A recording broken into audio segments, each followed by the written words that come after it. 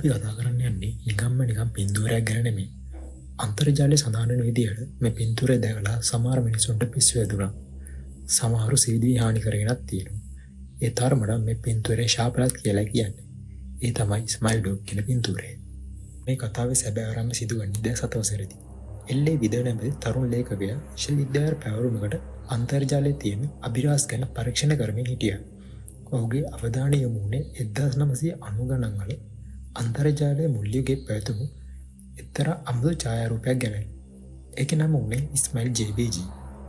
ලේඛකයාට දැනගන්න ලැබෙනවා 1992 දී මේ මුල් රූපය දැකලා තියෙන්නේ ලෝකෙම 400 දෙනෙක් විතරයි කියලා.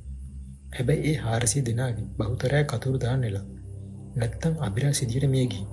කොහොම හරි එයාට පුළුවන් වෙනවා මේක දැකලා ඒ දවස්වල ජීවිත අතර ඉඳපු එකම එක්කෙනෙක් හොයාගන්න. ඒ තමයි ඇමරිකාවේ චිකාගෝ නගරයේ ජීවත් වුණු මේරි කියන කාන්තාව. 2007 ග්‍රීෂ්ම ඍතුවේදී විද චිකාගෝ වල තියෙන මේරිගේ ඉවසල යනවා. එගේ සැමියා ටෙරන්ස් ඔහු පිළිගත්තා නිවස ඇතුලේ තිබෙන නම් දැඩි මුසල ගන්නවා. මේරි ලේඛකයා සමග මේ රූපය ගැන කතා කරන්න පොඩ්ඩක් කැමතුනේ නැහැ. පස්සේ ඇය කාමරයට ගිහින් දොර වහගෙන කාමරේ ඇතුලේ ඉඳන් කෑ ගහලා අඬන්න පටන් ගත්තා. කිසිම දොරටුවක් දරගන්න බැරිව විදට එදා හිස්සතින්ම ආපහු ඉන්න සිද්ධ වෙනවා. හරියටම අවුරුද්දකට පස්සේ 2008 මාර්තු මාසයේදී විදගේ ඊමේල් ගිණුමල දිගු පණිවිඩයක් එනවා. ඒ මේරිගේ ඒ ඊමේල් එකේ ඇය අවුරුදු 15 තිස්සේ මේ පින්තූරය නිසා තමන් ඉදු මානසික වදහිංසාව අකුරක් නැල පැහැදිලි කරලා තිබුණා.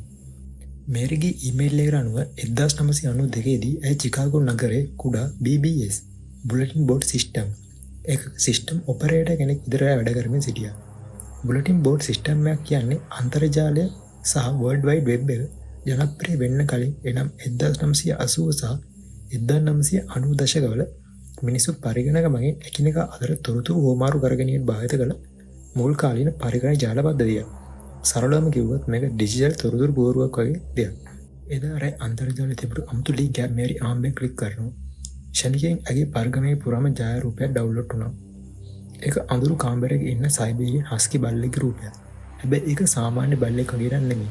ඒ සගාවේ කටේ තිබුණේ අතිශය සුමට මිනිසෙකු වගේ දසන්දිරි දෙයක් සහ බියකරු හිනාවක්. ඒ වගේම ඒ පසුබිමේ ලේ තැවරු අතක සලකුණක් තිබුණා. මේ රූපය දැක ගමන් මේට එතනම සිහිය නැතිලා බිම වැටෙනවා. එදා ඉඳන් ඇගේ ජීවිතේ අපායක් වුණා. හැමදාම රැට හීනෙන් දැක්කේ අර ඡායාරූපේ. ඒ බල්ලා ඒ හීනට ඇවිත් යට කතා කළා. ඔහු විල්ලු එකම එක දෙයයි. spread the word. ඒ කියන්නේ මේ රූපේ තවත් කෙනෙක්ට යවන්න. ටික දවසකින් ඇගේ දෙට්ට තැපෑලේ පාර්සලයක් එනවා. ඒ කිසිම ලිපියක් ලියලා තිබුණේ නැහැ. ඇතුළේ තිබුණේ එකම එක CD තැටියක් විතරයි. ඒක ඇතුළේ තිබුණේ අර කියපු ඉස්මයිල් ජේ.පී.ජී. රූපය. මේරි ඒ ඊමේල් එකේ ලේඛකයාට මෙහෙම ලියලා තිබුණා. විද එදා ඔයා මාව බලන්න ආපු වෙලාවේ මට ඕනේ ඒ CD එක ඔයාලට දීලා මේ ශාපයෙන් නිදහස් වෙන්න. හැබැයි මට ඒ පාපේ කරගන්න බැරි වුණා. අවුරුදු 15ක් මේ බල්ලා එක හීනෙන් සටන් කළා. දැන් නම් තවත් මට මේක දරා ගන්න බෑ. ඊමේල් එක ලැබිලා සති කිහිපයකට පස්සේ ලේඛකයාට මේරිගේ සැමියා ටෙරන්ස්ගෙන් පණිවිඩයක් එනවා. 15 වසරක මේ මානසික පීඩනය දරා ගන්න බැරිම ගැන මේරි තමන්ගේ ජීවිතය ඇති කරගෙන තිබුණා කියලා. ටෙරස් ශාපලත් ඩිස්ක් එක ගිනි තියලා විනාශ කළා. ඔහු කියන විදිහට ඒ ප්ලාස්ටික් කෑල්ල ගිනි ගනිද්දි හරියට පණ තියෙන සතෙක් කෑ ගහනවා වගේ අමුතුම ශබ්දයක් ඒ ගින්න ඇතුලින් ඇහිලා තියෙනවා.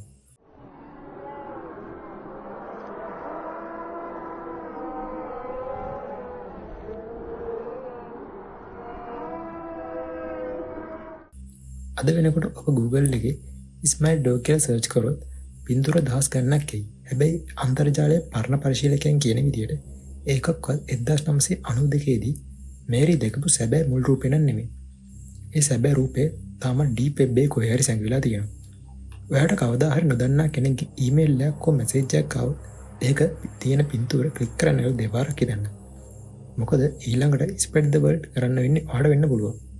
මේ අභිරහස ගැන ඔයා මොකද හිතන්නේ? පාලින් කමෙන්ට් එකක් දාන්න. එහෙනම් ඊළඟ වීඩියෝ එකෙන් ඉක්මනින්ම හමු වෙමු. සුබ දවසක්.